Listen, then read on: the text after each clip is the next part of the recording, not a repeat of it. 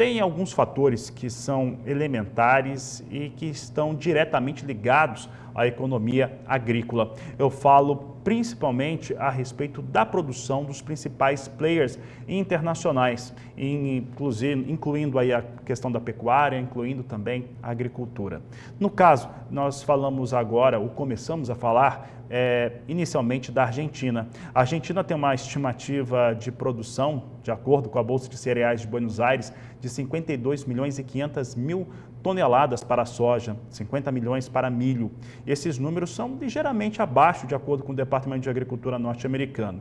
De qualquer forma, representa que o crescimento da produção argentina, sem a quebra, né, que nos últimos 2, 3 anos nós tivemos quebra na Argentina, eles vão mais do que dobrar a sua produção. E aí o clima pesa demais, já que é exatamente essa estimativa de produção da Argentina que tem um dos elementos que tem feito com que os preços continuem bastante deprimidos. Para falar a respeito dos fatores climáticos, eu vou conversar agora com João Rodrigo de Castro, ele que é meteorologista, participa conosco nesta edição do Agricultura BR. João Rodrigo, obrigado pela sua participação aqui conosco. E a Argentina tem um fator diferente, independente do que a gente possa acontecer na Argentina em relação à quebra, tem uma recuperação forte frente às safras anteriores. Como é que vocês têm enxergado, qual que é a percepção que tem de clima em relação a essas áreas de produção do país vizinho? Boa tarde, seja bem-vindo. Olá, Fabiano, boa tarde. Prazer estar aqui novamente com você discutindo sobre esse assunto tão importante que é o clima. Bom, de fato, você fez um paralelo perfeito aí falando da Argentina, lembrando, né, que nas últimas 3 safras eles vieram de quebra. Assim como aconteceu também no sul do Brasil, isso porque o que nós tínhamos de efeito predominante aí a nível de clima era a laninha. E quando a gente tem laninha, a gente tem uma irregularidade muito grande da precipitação em todo o cone sul, digamos assim, da América do Sul. Então você tem Rio Grande do Sul, principalmente, Uruguai, Argentina, um pedacinho do Paraguai, sofrendo aí com essa irregularidade em termos de precipitação. Nesse ano, numa condição de El Niño, o que a gente tem, teoricamente, é uma condição muito mais favorável para a ocorrência de chuvas no sul do Brasil. Na prática, o que a gente está observando é que, se comparado, é claro, com as últimas 3 safras, houve um incremento nas chuvas, só que as chuvas elas estão ocorrendo de forma irregular e está fugindo um pouco do padrão que deveria ser esperado. Está chovendo, mas ainda com irregularidade. Mas mesmo assim, quando a gente faz aquele paralelo com os últimos 3 anos, com os níveis de produtividade que vinham sendo alcançados lá na Argentina e também podemos incluir o Sul, é claro, esse ano está tendo essa melhora. Por isso, então, essa questão aí dessas estimativas serem consideráveis, né, para a Argentina, porque de fato as chuvas elas estão ocorrendo, não com a frequência aguardada, mas elas estão ocorrendo. E lá na Argentina eles têm um padrão também de cultivo, né, as datas de semeadura deles, elas são muito semelhantes às do Brasil, então eles já conseguem iniciar plantios ali em setembro, outubro, e até mesmo alguns plantios ocorrendo em dezembro, janeiro, assim como a gente também consegue fazer no Brasil, só que mais lá no norte. Então, o que acontece? Lá para a Argentina, mesmo com a chuva sendo irregular, quando essa chuva acontece, ela consegue pegar regiões com diferentes estágios de desenvolvimento, o que acaba sendo, de certa forma, positivo, porque pode ajudar a recuperar algumas plantas que estão aí sofrendo com algum nível de deficiência, mas logo em seguida chove e essa planta acaba recuperando. Então, sim, tem ocorrido algumas chuvas na Argentina, não nos níveis aguardados, mas está chovendo e a gente pode ter sim aí uma produção que não vai ser, eu acredito que não vai ser tão elevada, pode não atingir recordes na Argentina, embora o mercado, os próprios produtores estejam ansiosos, né, por uma recuperação expressiva frente ao que aconteceu nos últimos anos, mas esse clima desse ano, como a gente tem visto, sentido aqui no Brasil, também acontece lá na Argentina. Então está tendo essa irregularidade, ainda está cedo, mas a gente pode esperar aí que sim, eles vão produzir bem, mas não vai ser nada muito excepcional não, Fabiano. Muito bem, João Rodrigo. Então, nós temos aí a Argentina com uma produção um pouco mais cheia para esta safra.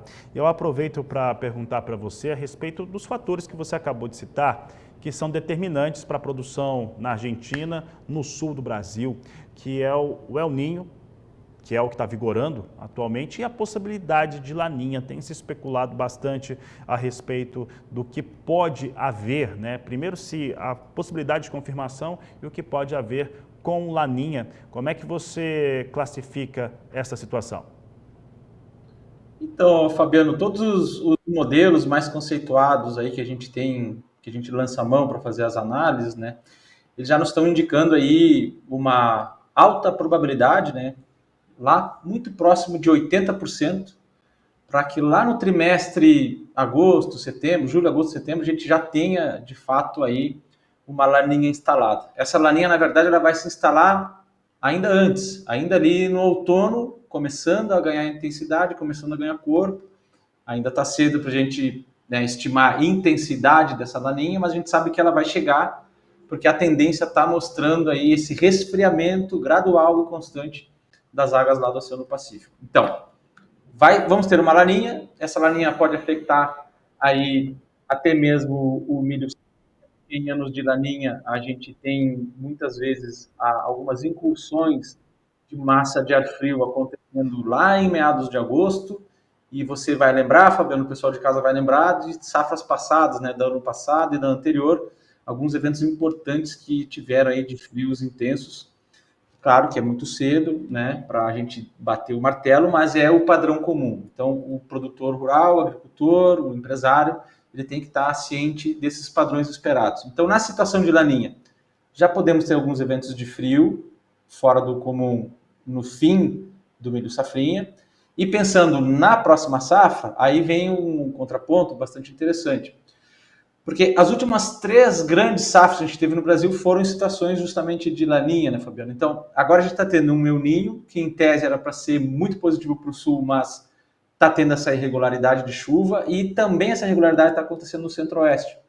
E quando atinge no centro-oeste, que é onde tem as maiores áreas de produção, onde são atingidas as maiores níveis de produção, então isso acaba nos impactando.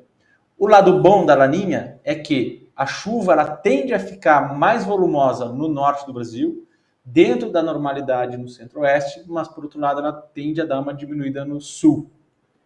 Então, quando a gente faz essa análise, né, as maiores áreas, o maior número de áreas tende a estar dentro de uma região de normalidade ou de chuvas acima da média, então existe a tendência para o próximo ano a gente ter uma recuperação desse cenário que a gente está encontrando, né, nesse ano, que é muita gente com bastante dificuldade, produtividades ali em torno de 30, 35 sacos, na verdade deveria ser 60, 65, 70.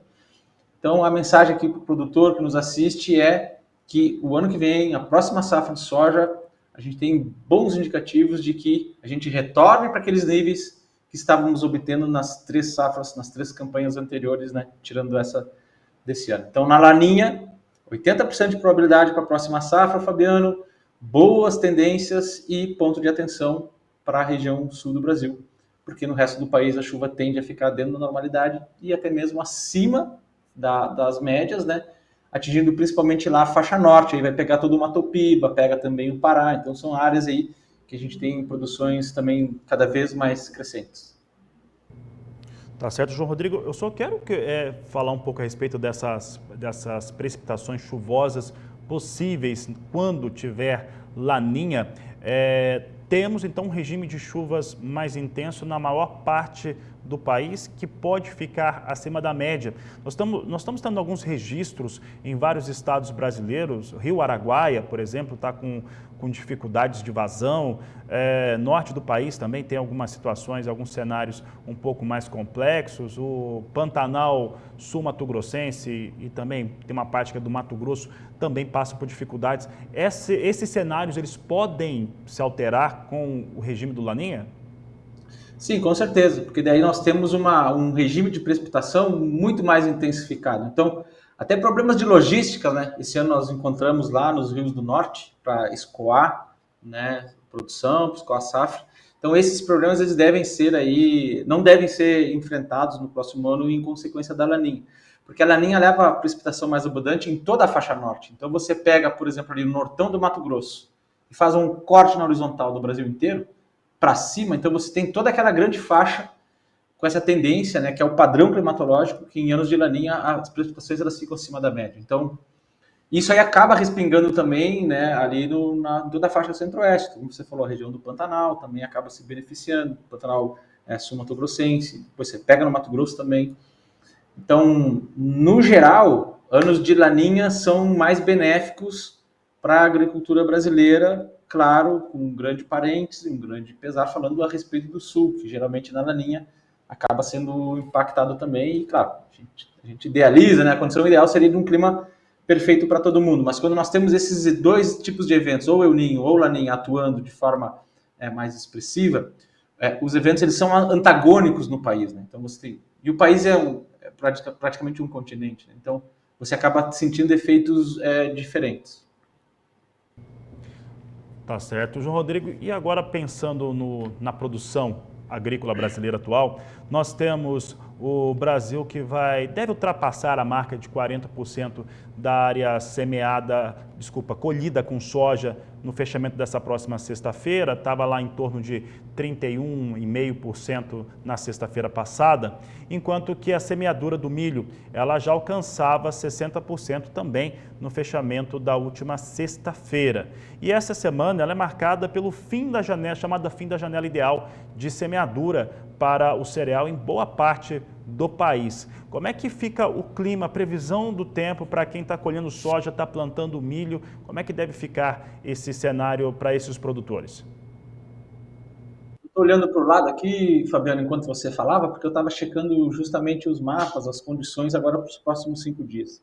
E eu fiz aqui uma comparação analisando 3 diferentes modelos meteorológicos, né, modelos climáticos, e todos eles concordam, né, estão indicando uma mesma solução, né, no sentido de que os próximos dias eles tendem a ser de precipitações regulares, porque a gente tem um sistema importante atuando lá no sul do Brasil, um ciclone, que está organizando, né, tem essa condição de organizar como se fosse um corredor de umidade que deve atingir essencialmente a faixa mais norte do país. Então você tem áreas de precipitação durante todo o estado de Minas Gerais, basicamente, com exceção ali um pouco do Triângulo Mineiro, mas praticamente todo o estado de Minas. Você tem sul da Bahia, oeste da Bahia, Mato Grosso, norte de Goiás. Então, está com uma condição aí para os próximos 5 dias com volumes de precipitação bastante interessantes, tá? Mas, de novo, atingindo basicamente a faixa mais norte. Estados do sul do Brasil, Mato Grosso do Sul, podem ter precipitações, mas são volumes bem mais reduzidos. Então, checando, por exemplo, aqui para o Mato Grosso do Sul, a gente vê precipitações em torno de 10 milímetros acumuladas ao longo dos próximos dias. Então, isso aí é praticamente nada. Isso porque a precipitação vai ficar concentrada mais na faixa norte, digamos assim, do país. Volumes, inclusive, bastante importantes, tá, Fabiano? Então, se a gente pegar, por exemplo, lá o norte do país, você falou bastante de milho, mas a gente tem áreas de soja ainda, né? Está com 40%, você citou. Ainda tem muitas áreas em pleno enchimento de grão, lá no norte, especialmente, né? Porque o plantio ele ocorre de forma mais atrasada, a gente tem um delay aí.